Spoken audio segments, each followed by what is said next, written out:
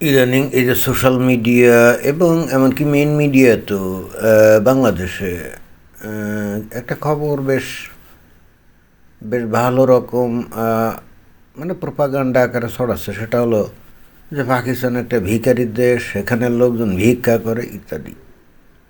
এবং আমরা বিভিন্নভাবে অবশ্য খবরও নিয়েছি সেখানের প্রায় শতকরা নাকি 10% লোক তারা নাকি ভিক্ষুক, এবং তারা এখন পাকিস্তানে অর্থনৈতিক সমস্যা, সেখানে তো আর ভিক্ষা পায় না।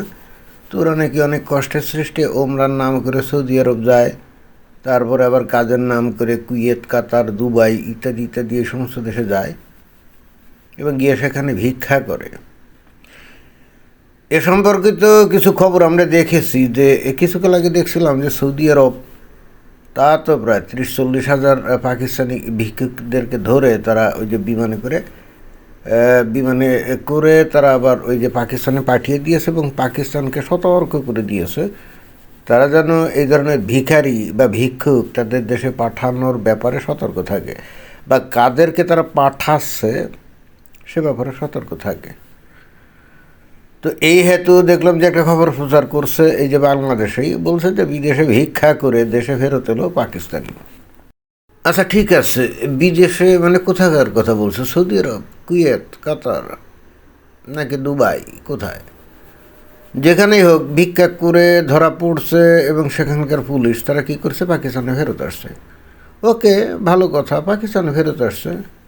তো এটা নিয়ে এই যে বাংলা ভাষার মিডিয়াতে, অর্থাৎ বাংলা ভাষায় বা বাংলাদেশের মানুষের উদ্দেশ্যে এই খবর প্রচারের অর্থ কী?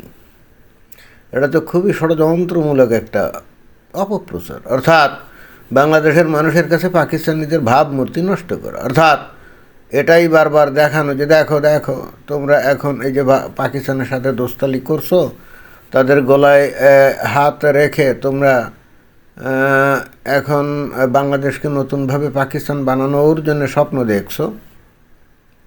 এইটা দেখো না, কারণ ওই যে পাকিস্তানের কাঁধে কাঁধ রেখে তোমরা বন্ধুত্ব করছো, দোস্তালি করছো, তোরা তো আসলে ভিখারি।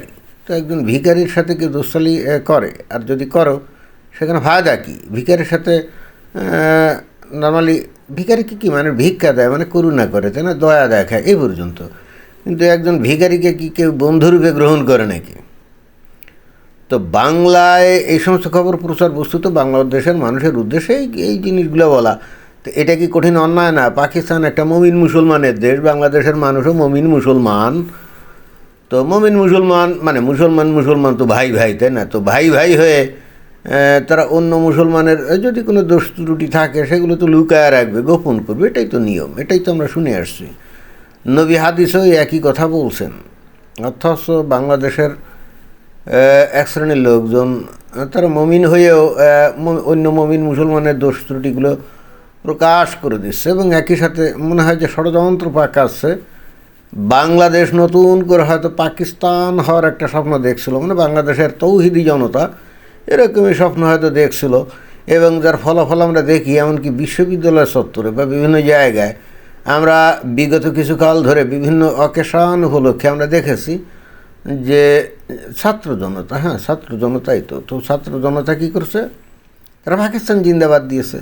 পাকিস্তান জিন্দাবাদ, পাকিস্তান জিন্দাবাদ, তার মানে তারা বলতে চাচ্ছে বাংলাদেশ এখন আর বাংলাদেশ নাই, এটা পাকিস্তান হয়ে গেছে। এবং বস্তুত তারা অনেক ক্ষেত্রে ওই যে বলে না যে 71 সালের যে স্বাধীনতা যুদ্ধ, মুক্তিযুদ্ধ, এটাকে অস্বীকার করে এবং তারা বলতে চায় যে ওই সময় কী করছে, যে পাকিস্তান নামক দেশটা, সেই দেশটাকে ভারত ষড়যন্ত্র করে দুই ভাগ করে দিয়েছে এবং অতঃপর বাংলাদেশকে ভারত কি তার উপনিবেশ বানিয়েছে এটাই। এবং এই হেতু 2024 সালে 5 আগস্ট সেই ভারতীয় উপনিবেশ থেকে বাংলাদেশকে কি উদ্ধার করছে, উদ্ধার করে আবার যেহেতু পাকিস্তান জিন্দাবাদ স্লোগান আমরা বিভিন্ন অকেশনে বিভিন্ন জায়গায় শুনতে পাচ্ছি, তার মানে এরা বলতে চাচ্ছে আমরা বাংলাদেশকে ভারতের উপনিবেশ থেকে স্বাধীন করে আবার পাকিস্তান বানালাম, তাই না? এবং তার কিছু নমুনা তো আমরা দেখতেও পাচ্ছি না। এই যে বাংলাদেশে বিভিন্ন সূত্রে খবর আমরা পাই, আমরা তো আর অত উচ্চ পর্যায়ের খবর আমরা তো অত বলতে পারবো না, কিন্তু খবর পাই যে পাকিস্তানের ISI এর যে সমস্ত গোয়েন্দা কর্মকর্তা বাংলাদেশে নাকি গিজ করছে, আর পাকিস্তানের সেনাবাহিনীর উচ্চ পর্যায়ের অফিসার যেগুলো আছে, নৌবাহিনী, বিমান বাহিনী, তাদের অনেক কর্মকর্তা বাংলাদেশে তো ওপেনলি বেশ কয়েকবার ঘোরাঘুরি করছে। তো এত ঘোরাঘুরির অর্থ কী? এত ঘোরাঘুরির অর্থ তো এটাই যে বস্তুত বাংলাদেশ থেকে আগ্রহ প্রকাশ করা হচ্ছে এই পাকিস্তানের সাথে মিশে যাওয়ার, তাই না? তো এই হেতু তারা উৎফুল্ল হয়ে পাকিস্তানের যে সেনা কর্মকর্তা, সরকারের লোকজন, তারা বাংলাদেশে আসছে, এটাই তো স্বাভাবিক। এবং মুসলমান ভাই মুসলমান হ্যাঁ ঠিক আছে, ওই যে অনেকে এই ধরনের ন্যারেটিভ দেওয়ার চেষ্টা করছে। 71 সালে একটু ভুল বোঝাবুঝির সৃষ্টি হয়েছিল, কিন্তু কেউ আসলে দেশটাকে বিভাগ করতে চায় নাই। ভারত মাঝখান দিয়ে ঢুকে দুই ভাইয়ের মধ্যে গ্যাঞ্জাম বাঁধিয়ে দুই ভাইয়ের মধ্যে মানে একেবারে কি বিভক্ত করে দিয়েছে। এটাই শব্দ ভারতের, এই ভারতই শয়তানিটা করছে। এখন অনেকে আবার এই ধরনের যুক্তি দেয় যে 1948 সালে না 47 সালে পাকিস্তান আর বাংলাদেশ নামক দুইটা দেশ তৈরি হলো। তো পাকিস্তান তো কোনোভাবেই গণতন্ত্রের দিকে ধাবিত হলো না, প্রতিনিয়ত সেখানে সামরিক শাসন, এরপরে নিজস্ব স্টাইলের তাদের দেশে শাসন, অর্থাৎ গোটা দেশটা দখল করলো সামরিক বাহিনী, আর এদিকে গণতান্ত্রিক শক্তি দখল করলো ভারত।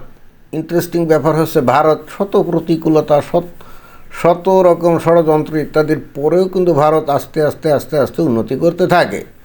এবং আজকে 2025 সালে এসে এই ভারত গোটা পৃথিবীতে অর্থনৈতিক শক্তিতে এখন মনে হয় যে অলরেডি 3য় পজিশনে চলে গেছে, আর সামরিক শক্তিতে হলো 4র্থ। আর পাকিস্তান কোথায়?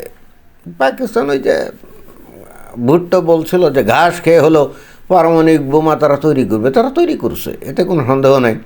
কিন্তু অর্থনৈতিক সূচকে এখন তো তাদের বৈদেশিক মুদ্রা রিজার্ভ নাকি নাই, এবং সেখানে প্রতিনিয়ত দুর্ভিক্ষ মহামারীর মতো পরিস্থিতি, লোকজন খাদ্য খাবার ঠিক মতো পায় না, আয় উপার্জন নাই। এই জন্যে সে দেশের প্রায় 10% লোক কিন্তু ভিখারি। এখন এই ভিখারিগুলো পাকিস্তানে থাকলে ভিক্ষা কারা দিবে? মানে আশেপাশে সবাই যদি ভিখারি হয়, তাহলে ভিক্ষা দেওয়ার মতো সামর্থ্যবান লোকজন তো থাকতে হবে, তাই না? সচ্ছল লোক থাকতে হবে না? যেহেতু এই ধরনের সচ্ছল লোকজনের তেমন একটা আধিক্য নাই, সেহেতু তারা কী করবে? ধনী দেশগুলোতে যায়, এবং এরা তো ওই ধনী দেশগুলোকে উপকার করে। সৌদি আরব, আবুধাবি, দুবাই, কাতার, তারা তেল আর গ্যাস বিক্রি করে মানে বিশাল ধনী, তাই না? তো তাদের তো দয়া দাক্ষিণ্য দেখানোর জন্য ভিখারিকে ভিক্ষা দেওয়ার অন্তত সুযোগ থাকা উচিত, তাই না? তাদের দেশের লোকজন তো আর ভিখারি না। তা সেক্ষেত্রে পাকিস্তান থেকে যদি কিছু ভিখারি সেখানে যায়, আর ওরা যদি ভিক্ষা টিক্ষা দিয়ে একটু আত্মতুষ্টি লাভ করে যে ঠিক আছে আমরা দয়া দাক্ষিণ্য দেখালাম, এটা তো একটা ভালো কাজ। কিন্তু সৌদি আরব, কুয়েত, কাতার, তারা মুসলিম ভাই এই ফর্মুলায় বিশ্বাস না করে তাদেরকে ধরে ঘাড় ধাক্কা দিয়ে পাকিস্তানে পাঠিয়ে দেয়, বুঝলাম না। আর সেই পাকিস্তানের সাথে বাংলাদেশ গিয়ে দোস্তালি করে আবার নতুন করে পাকিস্তান হতে চায়। কি অদ্ভুত চিন্তা, তাই না? কি অদ্ভুত চিন্তা। এখন কিছু মানুষ মনে হয় যে এইটাকে সিরিয়াসলি নিয়ে পাকিস্তানের বিরুদ্ধে বিষোদ্গার করছে, নেতিবাচক খবর প্রচার করছে, অর্থাৎ বলতে চাচ্ছে যে পাকিস্তানের সাথে কেন দোস্তালি করতেছ। আমার কাছে মনে হয় যে এরা ওই আওয়ামী লীগের ফ্যাসিস্ট সরকারের দালাল, অর্থাৎ আওয়ামী লীগের দালাল, ভারতের দালাল, এরাই আসলে পাকিস্তান সম্পর্কে উল্টাপাল্টা কথা বলছে। বাংলাদেশের মুমিন মুসলমান অন্য মুমিন মুসলমানের সাথে দোস্তালি করবে, তো সেই মুমিন মুসলমান ভিখারি হোক আর চোর হোক, শেষর হোক, বাটপাড় হোক, প্রতারক হোক, এতে ভারতের কী যায় আসে বলেন? কিন্তু ওই যে ভারতের দালাল, আওয়ামী লীগের দালালরাই নিশ্চয়ই এই সমস্ত খবর প্রচার করছে। এই অন্তর্বর্তীকালীন সরকারের উচিত যে এই সমস্ত দালালদেরকে চিহ্নিত করে তাদেরকে বিচারের কাঠগড়ায় আনা। এত বড় দুঃসাহস পাকিস্তানের বিরুদ্ধে আজে বাজে কথা বলে, পাকিস্তান সম্পর্কে আজে বাজে তথ্য প্রচার করে। ধন্যবাদ।